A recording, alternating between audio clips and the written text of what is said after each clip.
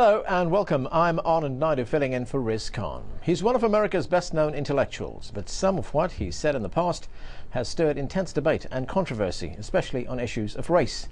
Dr. Cornell West joined the civil rights movement at a young age and graduated with honors from Harvard. His book, Race Matters, changed the course of America's dialogue on race. Today, he's Professor of Religion and African American Studies at Princeton University, from where he joins us now. Dr. West, thanks for joining us. It's a blessing to be on the show. Thank you so much for having me, though, brother. Well, let's start with something that's happening right now. There is a very distinct possibility that the United States could have its first African-American president in just a few months. Yet, if you listen to some of the commentaries and some of the commentators and what they've been saying, this was unthinkable just a few years ago. So has something fundamental changed in America? Well, there's no doubt that my dear brother Barack Obama and his campaign constitute an unprecedented historical phenomenon in the past and present of America. It shows the degree to which the vicious legacy of white supremacy has in fact been punctured in regard to perception, in regard to black faces in high places. At the same time, it's juxtaposed to tremendous social misery in chocolate cities and urban areas where a disproportionate amount of black and poor people do live. And so you get this fascinating juxtaposition of now real access, real possible access to the White House, and actually having a black man as the public face of the American empire, trying to regenerate democratic possibilities within the American empire, and on the other hand, black poor and working poor, white poor and working poor, brown poor, red poor, yellow poor and working poor still suffering. You are a supporter of Barack Obama, but it is a supporter with some reservations. You've also criticized him. What exactly are your criticisms? Well, I mean, one, we just keep in mind that my calling is primarily Socratic and prophetic. So for me, I'm fundamentally committed to unarmed truth and unconditional love, whereas Barack Obama's calling is one of progressive governance, and he's committed to winning office and trying to shape policy in such a way that he has some kind of liberal consequence. So that we do overlap, but we also have tension. I guess my first critique, of course, of Obama would be that it would be nice to see much more stress on poverty, much more critique of not just corporate elites, but of the corporate greed that's been running amok in the last 30 years and actually generating a redistribution of wealth from the poor and working class to the upper classes and well-to-do. So let me ask you this, from what you said earlier on, are you saying that the quest for power, for political power, is not compatible with the truth, with searching for the truth? There's always a tension between a fundamental commitment to truth and a quest for power. The two are never identical. It could be Socrates, it could be Jesus, it can be Martin Luther King Jr., it could be Fannie Lou Hamer. You always have a need for prophetic critique of those in power. Power intoxicates. Power tends to seduce. Power corrupts. Absolute power corrupts absolutely. There's always a need for somebody to tell the truth vis-a-vis the powerful. I would like to see Barack Obama in the White House. I think he's the best of the presidential candidates who are out there, and yet at the same time there are structural constraints on any president. We've got American imperial foreign policy. We've got corporate elites who have a disproportionate influence in shaping public policy and domestic policy, and we have a working class and very poor who are desperate and hungry for a quality way of life. You once said that you believe that Barack Obama has been listening to people who, in your words, we have reason to distrust. What did you mean by that? Oh, I mean that any politician who makes it at the level of a Barack Obama or a Sister Hillary Clinton or anybody else tend to be surrounded by spinsters and pundits who do not put the suffering of working people and poor people at the center of their vision. And for me, the starting point is always looking at the world through the lens of the cross, putting a primacy on the catastrophic circumstances that people have to come to terms with, and therefore highlighting the least of these, be they the disabled, be they the elderly, be they workers, it could be gay brothers, lesbian sisters, it could be children. All of those whose suffering tend to be rendered invisible.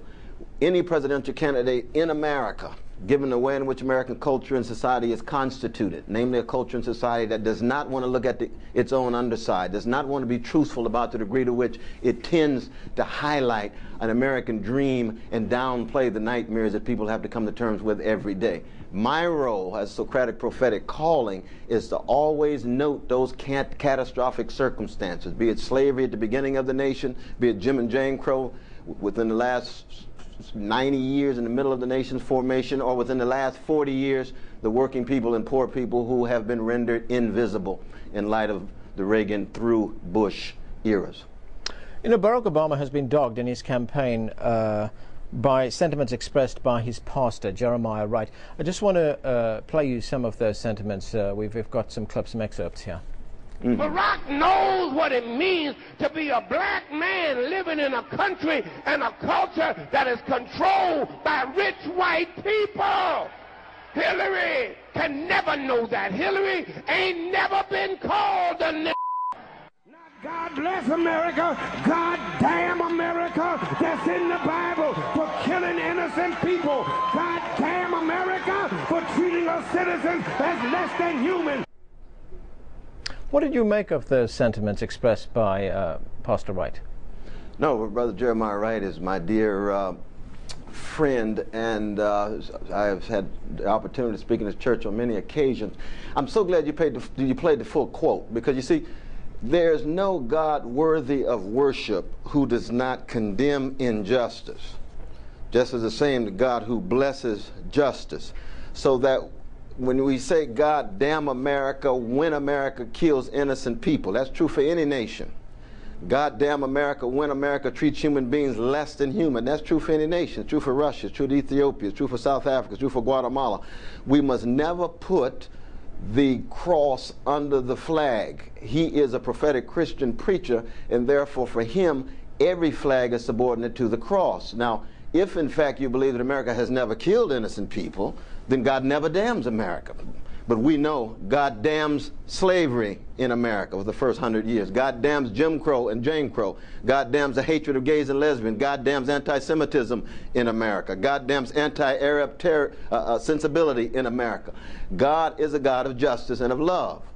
And so what he was trying to get at is a degree to which there is still injustice in America, and never confuse criticizing injustice in America with anti-Americanism. That any resistance to injustice, be it in America or be it in Egypt, be it in America or be it in Saudi Arabia, is in fact a God-driven activity, because righteous indignation against the treatment of any group of people is an echo of the voice of God for those of us who take seriously the cross. There are some defenders of Pastor Wright who've been saying that what he said was no different from what the Reverend Martin Luther King has said in the past.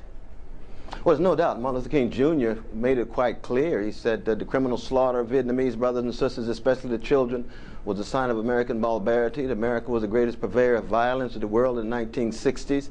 And most importantly, Martin Luther King Jr. had planned to preach, if he had lived long enough, April 8th, that Sunday, April 7th, that Sunday, why America may go to hell, but he would say it with agony and anguish. The difference, though, between Brother Martin Luther King Jr. and my dear brother Jeremiah Wright is that Martin had such deep love. It's that unconditional love in him.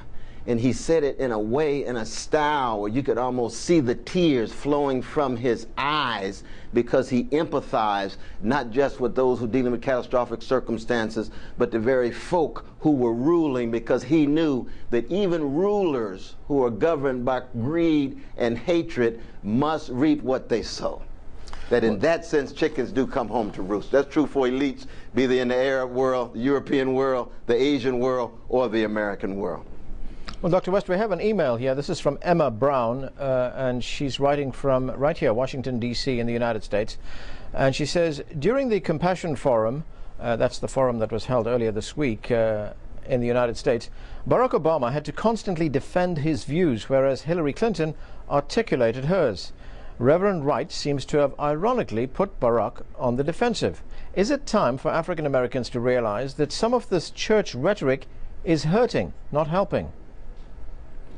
Well, again, when we say not hurting, we have to look at whether it's hurting for political reasons, linked to political expediency, or whether it's hurting because Americans don't want to come to terms with the truth. We saw this with the May 18th speech in Philadelphia, that Brother Barack Obama gave a masterful speech from the vantage point of politics, but from the vantage point of truth, it still had much to be said. Much more needs to be said about it, so that, yes, in terms of an election context, in terms of politics, we have to be very, very sensitive to the mainstream white fears, insecurities, and anxieties. But keep in mind, when we talk about truth, it's going to hurt people. In the same way, the truth about myself, the truth about black people is going to hurt me and black people. There's no such thing as truth-telling that is not unsettling, unnerving, and in some ways unhousing. Dr. West, we're going to take a break right now. After the break, more of our conversation with Dr. Cornell West. Stay with us. We'll be back in a moment.